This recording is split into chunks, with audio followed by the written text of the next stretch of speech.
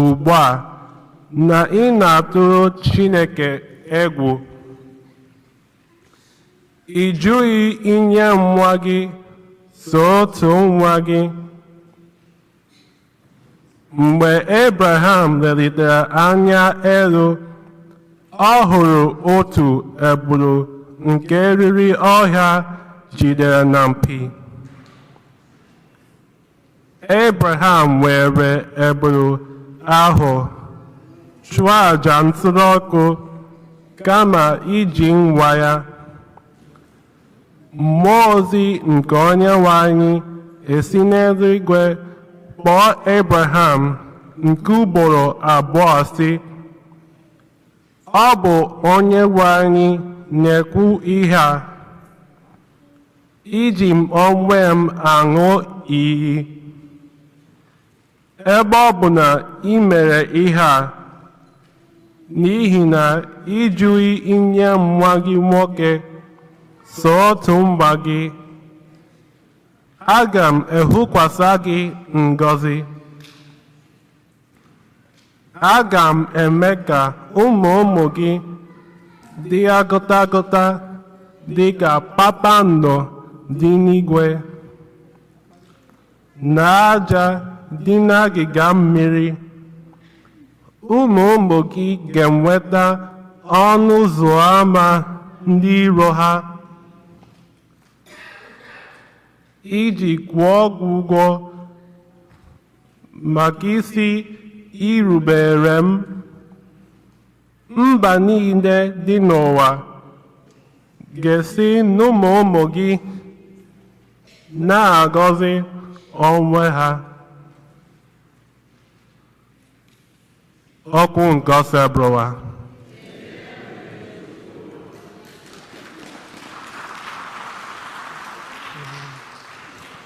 Abụ ọma na azịza ya. Azịza: aga m na-aga n'ihu nke Onyenwe anyị n'ala ndị dị ndụ. Aga m na-aga n'ihu nke Onyenwe anyị n'ala ndị dị ndụ. Aga m na-aga n'ihu nke Onyenwe anyị n'ala ndị dị ndụ. Aga m na-aga n'ihu nke Onyenwe anyị n'ala ndị dị ndụ. Aga m na-aga n'ihu nke Onyenwe anyị n'ala ndị dị ndụ. Aga m na-aga n'ihu nke Onyenwe anyị n'ala ndị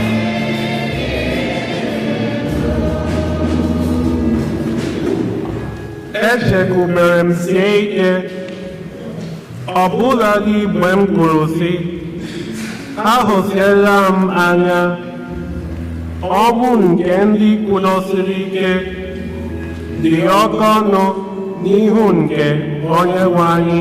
Aga m na-aga n'ihu nke Onyenwe anyị n'ala ndị dị ndụ. Aga m na-aga n'ihu nke Onyenwe anyị n'ala ndị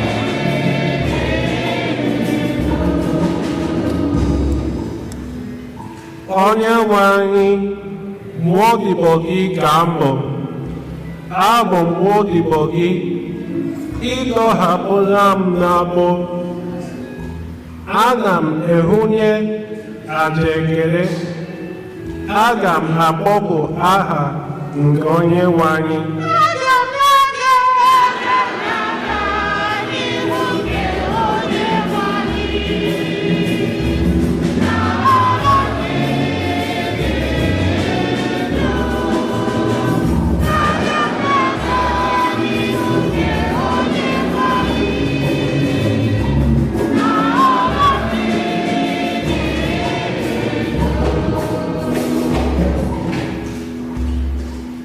Aga m emeju nkwa m kwere Onyenwe anyị n'ihu ndị nke ya niile. Aga m emeju ya n'ụlọ nsọ nke Onyenwe anyị n'etiti gị bụ Jerusalem.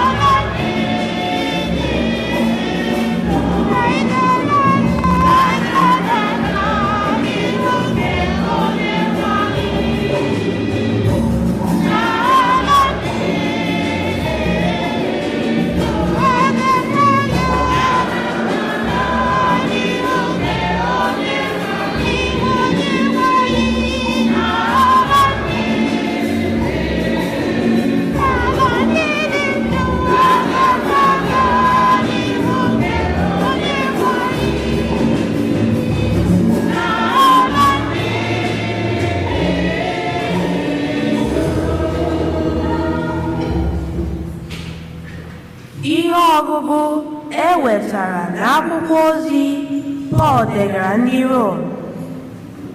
Ọ bụrụ na Chineke dịnyere anyị, onye ga-emegide anyị? Onye ahụ na-azọdoghị nwa ya, kama o were ya nye n'ihi anyị niile. Ọ bụ na ọ gaghị eji amara nyekwa anyị ihe niile mgbe o nyesịrị anyị nwa ya? Onye ga-ebo ndị Chineke họpụtara ebubo? Ọ bụ Chineke onye na-agụ ha na ndị ezi omume? Onye pụrụ ịma ha ikpe? Ọ bụ Kristi Jesu? Mba, ọ bụghị naanị na ọ nwụrụ maka ihi anyị, kama o si n'ọnwụ bilie bịa nọrọ n'aka nri Chineke na-ayọtara anyị arịrịọ. Okwu nke oseburu ụwa.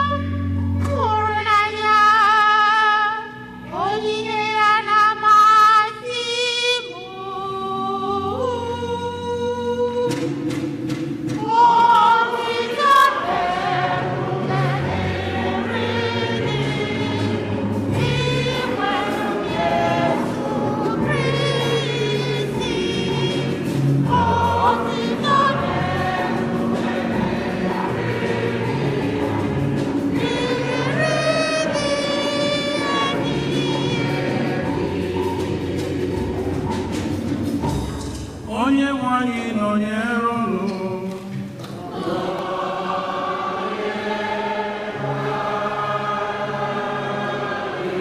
Ihe ọgụgụ nke a si n'ozi ọma dị nsọ nke Mmadụ dere.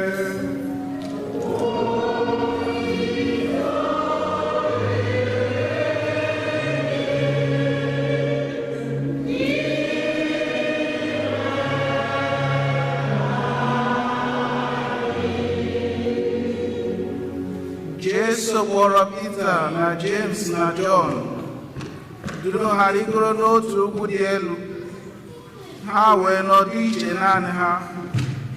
Jesu gwọọ onwe ya n'ihu ha.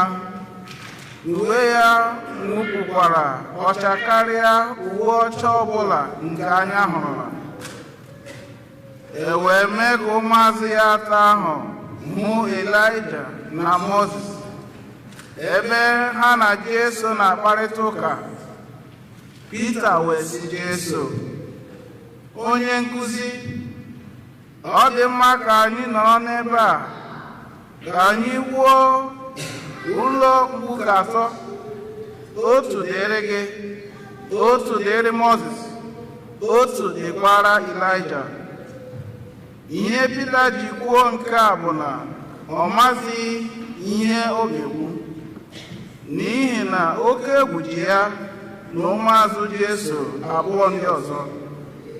Igwe ojii wee bịa, olu wee sikwa n'igwe ojii ahụ daa, na-akọwara ụmụazụ ya sị, onye a bụ nwa m hụrụ n'anya, nụrụnụ okwu ya. N'otu oge ahụ, ụmụazụ Jesu atọ ahụ were lee anya gburugburu, ha ahụghịkwa onye ọbụla ọzọ ma ọ bụghị naanị Jesu. Mgbe ha si n'elu ugwu na-arịdata, Jesu wee dosie ụmụazụ ya atọ ahụ aka na ntị ike ka ha ghara ịkọrọ onye ọbụla ihe ha hụrụ ruo mgbe Nwa nke Mmadụ bilitechara n'ọnwụ. Ha wee zobe okwu a n'obi n'onwe ha, na-ajụrịta ibe ha ihe bụ isi na ndị nwụrụ anwụ bilie. Ozi ọma ka o si bụọ.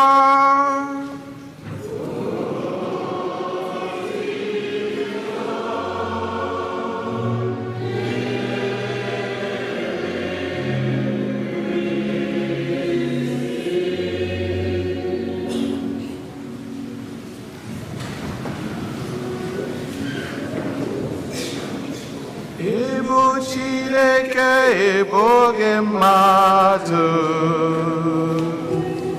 Ịbụ Chineke ịbụghị mmadụ. Mmadụ na-aghara, mmadụ na-aghara ịbụ. Ịbụ Chineke ịbụghị mmadụ. Okwu gị niile bụ eziokwu.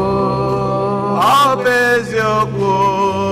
Ịbụ Chineke ịbụghị mmadụ. Ịbụ Chineke ịbụghị mmadụ. Mmadụ na-aghara, mmadụ na-aghara ịbụ. Ịbụ Chineke ịbụghị mmadụ. Okwu gị niile bụ eziokwu. Amen.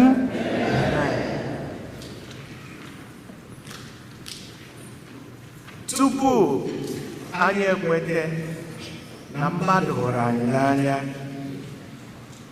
ọ bụghị sọsọ mgbe o ji ọnụ ya kwuo sị ahụrụ m gị n'anya,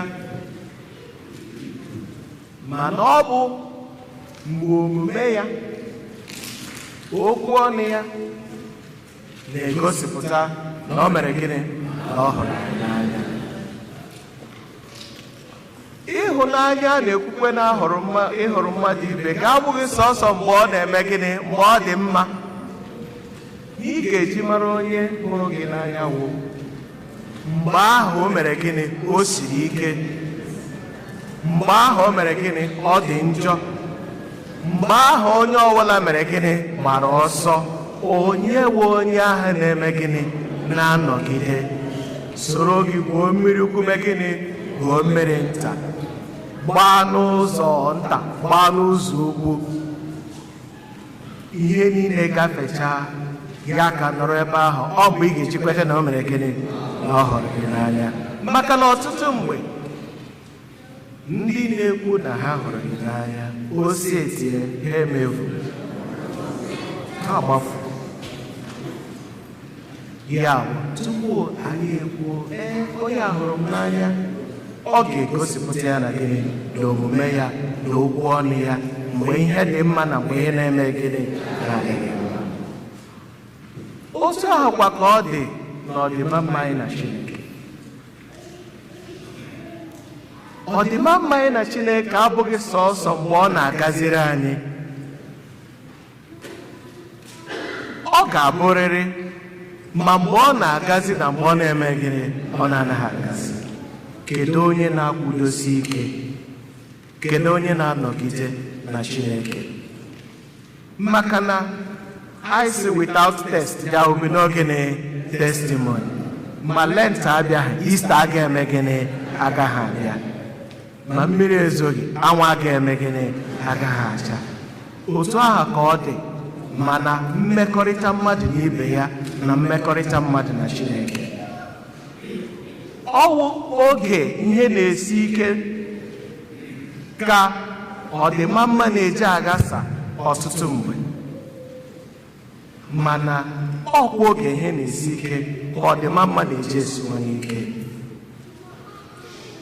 Chineke na-awale anyị n'ụzọ dị iche iche iji mara na anyị mere gịnị ma anyị hụkwara ya n'anya n'eziokwu.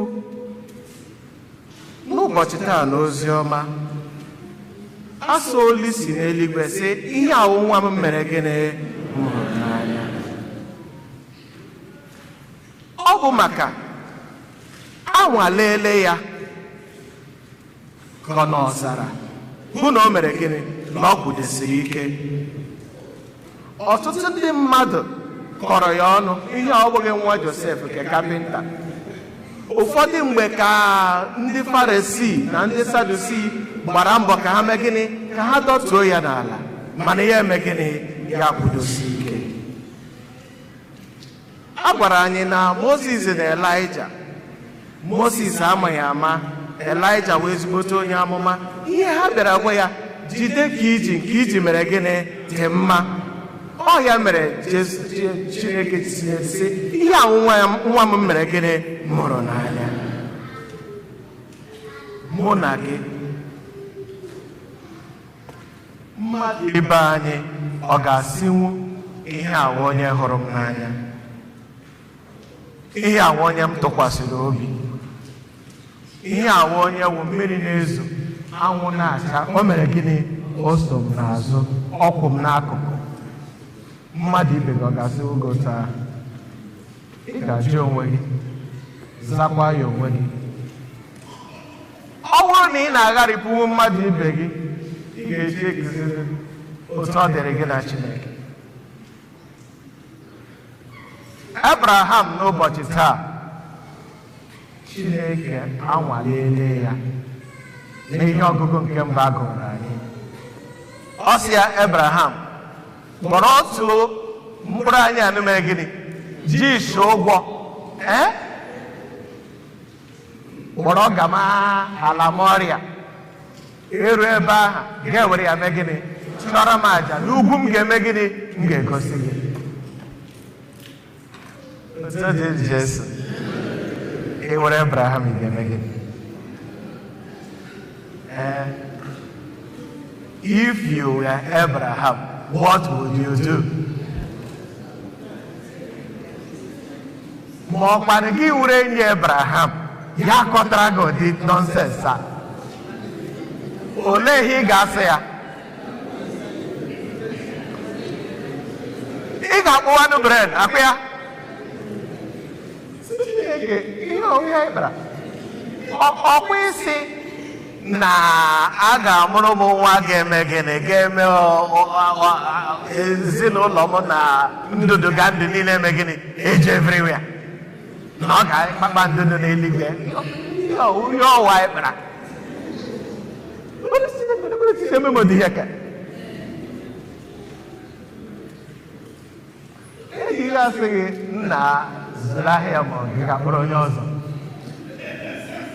Yes, nke ha ga-amụkwara enwere chọrọ Chineke aja mmadụ ụwa ga-emebi.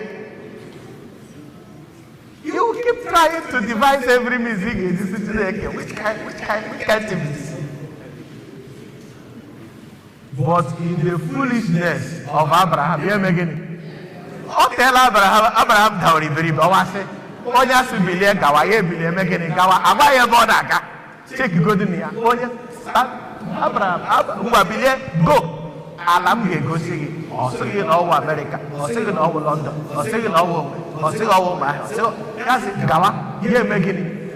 Onye banyere gị na moto sị gị gawa, ị ga-aga gị hụ mmadụ na main road, ya banyere gị na moto setuo gị ga-akwụsị, ma ọkwana gị were onye ụba ya ga-abata, ya sị gị me gịnị? Gawa. Gị eruo ebe iche na ọ na-aga, ya sị gị me gịnị? Continue. Gị eruo, ya sị gị me gịnị? Ọ bụrụ gị nwe onye driver, olee ihe ị ga-eme? Ị ga-agbatụsi anyị mgbatụ oge a tinyekesa nsogbu adịla. How foolish from our thinking Abraham mere gịnị dị. Ebe ugbu a sị akpọrọ, then Isaac kakwara n'obi. Imagine nna gị akpọrọ gị gagide ga-aja ya anyị ji nke anyị ji mgbe lekwe na nwa atụrụ eji aja ya sị gị eru ebe ahụ tinye gị ga-eme gịnị? Ga-ezite ihe a ga-eje eme. Ya gagide n'ọrụ, ụnụ akwọwa nkụ mee gịnị? Kwatụcha. Nna gị amakụrụ gị mee gịnị? N'elu nkụ ịhwa ịwụrụ Isaac, ole ihe ị ga-eme? Mental health ọwasị arọpụbeghị ya. Nnukwu nna m ke imagine nna m onye arụ arụ chọrọ lecha ihe omi gagide nga ahụ ọ chọrọ ịghọgbu m. The idiot eme gịnị? Agba nkịtị, nna ya kekọọ ya aka abụọ, ọkpụ ya keke ya ụkwụ abụọ, buru ya n'elu ikwu nkụ, ịgba welie mma elu. Ya wụ ma nna ya ha na-anụ olu gịnị? Chineke. Ha na-anụ olu Chineke. Abraham did not stop listening to God even at the point he raised the knife. Ọ kwụsịghị ige Chineke ntị even mgbe o weliri mma aha gịnị elu. Ọ ya mere o ji n'olu ya gbasịa ngwa Abraham ngwa no problem. Ngwa wetuo mma, lee anya n'akụkụ, ị ga-eme gịnị? Ị ga-ahụ were ya hapụ nwa aha ka o mee gịnị? Akpakwara ya aka. How much ka anyị na-ege Chineke ntị? Anyị na-ege ya ntị oge niile, even in the eye of the storm. Maka na mgbe ọ na-eme gịnị? Agbajudoro. Onye ka esi ebe a nye gị suggestion akwụ ya. Onye ka esi ebe a mee gịnị? Nye gị suggestion. Onye ka agwa gị mba, onye a na-agwa gị, do you calm down? Ọkwa enwegbe anyị na-aga sị, ifufe nke ndụ na-efesi ike, ebili mmiri ebido m ọfụma, na-agba aghara jupụtara n'ebe niile n'ụwa. Chebe m, chebe nwa gị, chebe m, chebe nwa gị, chebe m, chebe nwa gị, chebe m na nwata majọ na chebe nwa gị. Ugboro ole ka anyị na-agụ ụdị egwu a ma anyị nọrọ na nsogbu? Ugboro ole ka anyị na-ekwete na Chineke ga-emenwuru anyị ya? Chetanụ na ọ sị na anyị ga-ata ahụhụ. Mmekọrịta anyị na ya ọ dịghị izi, maka na ihe anyị na ya na-alụ ọgụ bụ ihe ndị na-ahụ anyị ma ya anaghị eme gịnị? Ahụ ha. Ọ sị na ekwensu na-agbagharị dịka oke ọdụm nke na-akpagharị, nke iwe mere gịnị? Ji na-azụgharị n'ebe dum, na-achọ onye ọ ga-eme gịnị? Ọ ga-elomi. Ọ ga-adịrị gị izi? Ebe a kpọrọ nna nwe ụlọ Beelzebub ụmụ ya, ọ ga-adịrị ha izi?